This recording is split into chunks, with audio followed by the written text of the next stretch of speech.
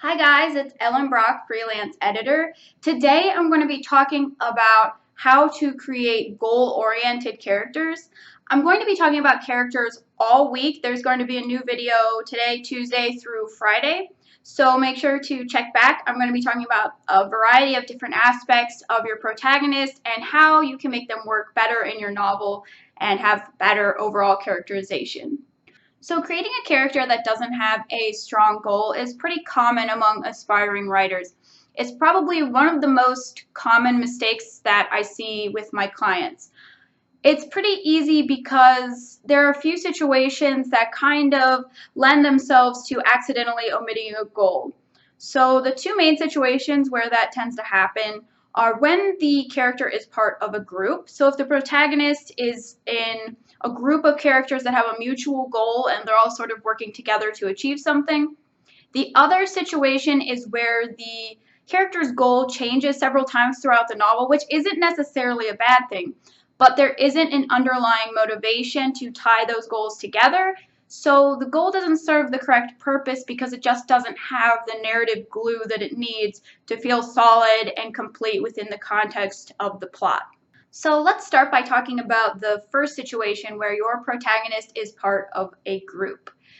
It's very easy for either the goal of the group to overshadow the goal of the protagonist, or for the writer to feel like the goal of the group is sufficient and the protagonist doesn't need an additional personal goal.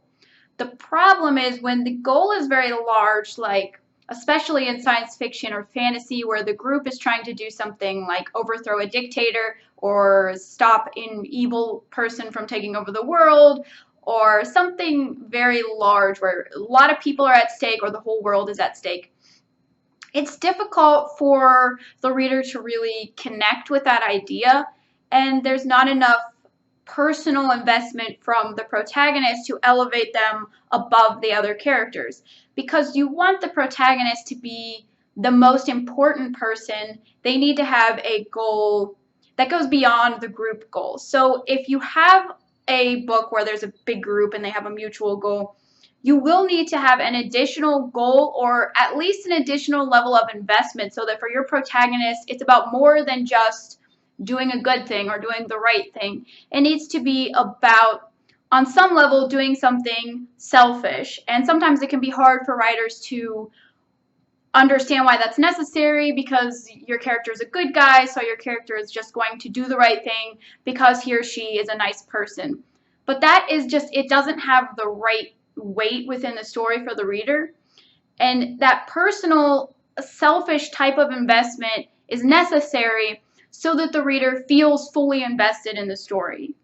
A scenario that is particularly vulnerable to this issue of the group's goal overshadowing the protagonist's goal is when the protagonist is a chosen one or has some sort of special skill. So the protagonist, this is very common in sci-fi and fantasy, but it can happen in lots of genres where the protagonist is the only person who can solve a problem.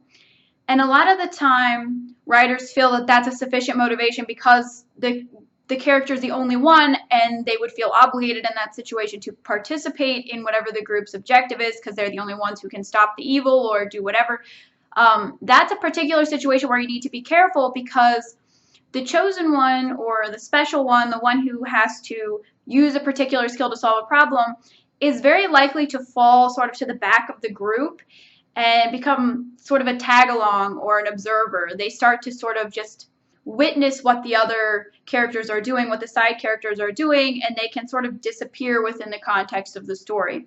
So that's another reason why the personal goal helps with the structure and helps with the flow and the momentum, because it's very easy for those characters in groups to just sort of disappear, and those side characters start to protect them and guide them and solve problems for them, and the protagonist just sort of fizzles out and becomes an observer.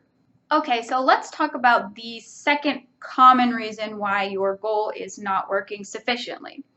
The second reason is when the goal is changing fairly often in the story and there's not a clear underlying reason for those changes.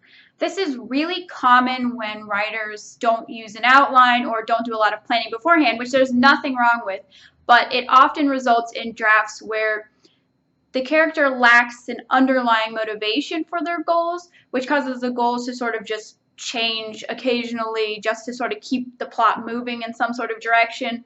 So the character might start out wanting to get married, and then the character wants to go to college, and then the character wants to start their own business, and then the character decides they want a divorce, but there isn't like an underlying connection, like a through line to make all of those things make sense.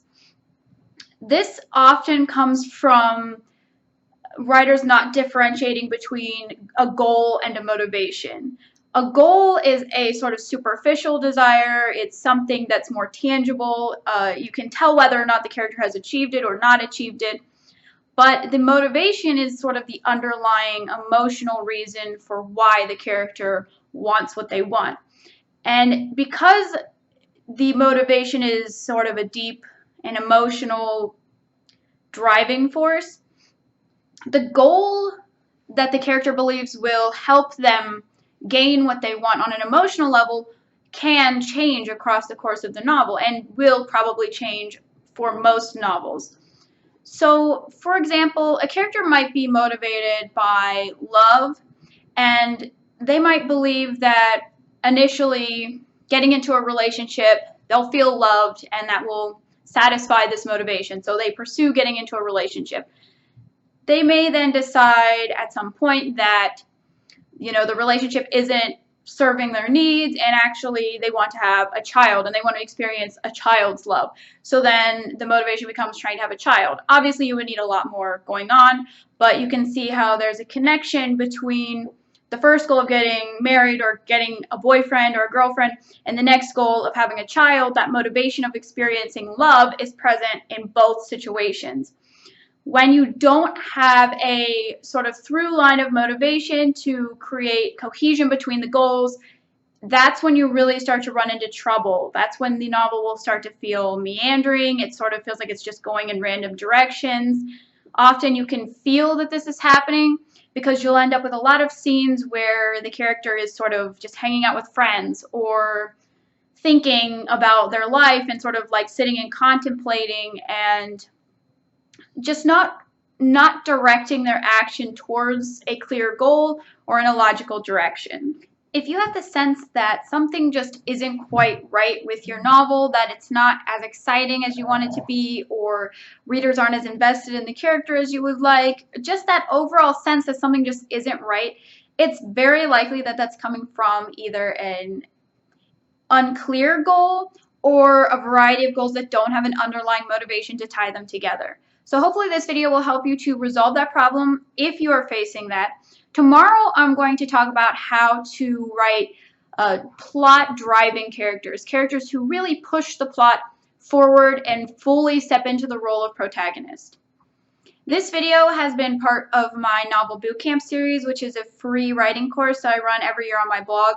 This is the first time I've done it on YouTube. I've typically done it just text only. So if you're watching on YouTube and you're interested in participating in the discussion questions or in the free critiques or the peer critiques, I'm going to put a link in the description so that you can participate, and I will see you tomorrow.